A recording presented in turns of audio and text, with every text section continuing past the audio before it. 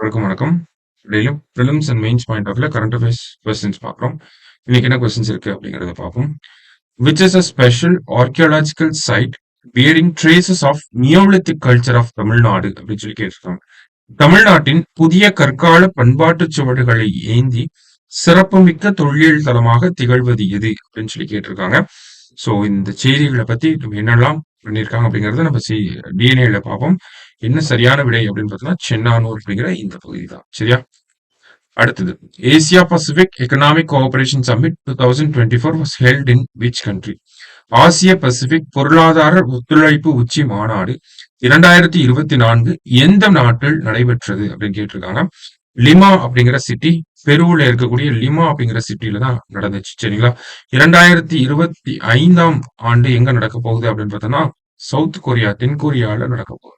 Okay, அடுத்ததா which district had the highest number of students benefited from புதுமை பெண் scheme?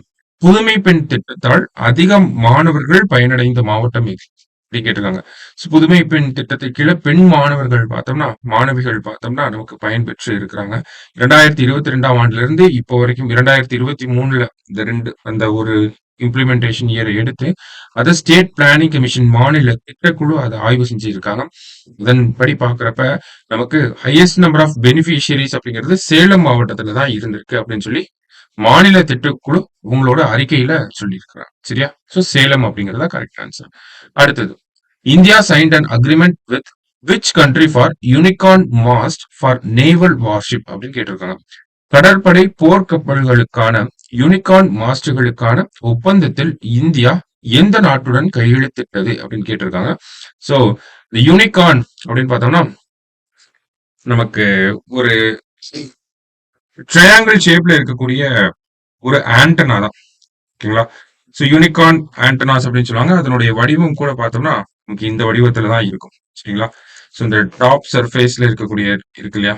இதுதான் நம்ம இந்த யூனிகார்ன் ஆண்டனா அப்படின்னு சொல்றோம்.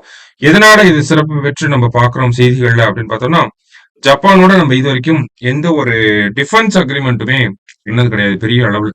ஓகேங்களா? சோ முதன்முறையா ஜப்பான் கூட சேர்ந்து நம்ம ஒரு டிஃபென்ஸ் டெக்னாலஜி அவங்களோட வாங்கி பயன்படுத்துறோம். அதனாலதான் வந்து இது பார்க்கணும் செய்திகள். யூனிகார்ன் அப்படின்னா நமக்கு யூனிஃபைடு காம்ப்ளெக்ஸ் ரேடியோ ஆண்டனா அப்படின்னு சொல்லுவாங்க. Okay, unified complex radio antenna. So இது யாரோட சேர்ந்து பண்றோம்னா ஜப்பானோட சேர்ந்து பண்றோம். சரியா? லாஸ்டா national press day is observed on அப்படின்னு கேட்டிருக்காங்க.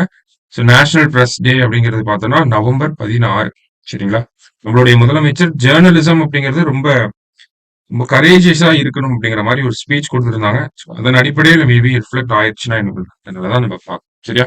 ஸோ நேஷனல் பிரஸ் டே, தேசிய பத்திரிகை தினம் அப்படின்னு பார்த்தோம்னா நவம்பர் 16. ஸோ இன்னைக்கு 5 கொஸ்டின்ஸ் பார்த்துருக்கோம்.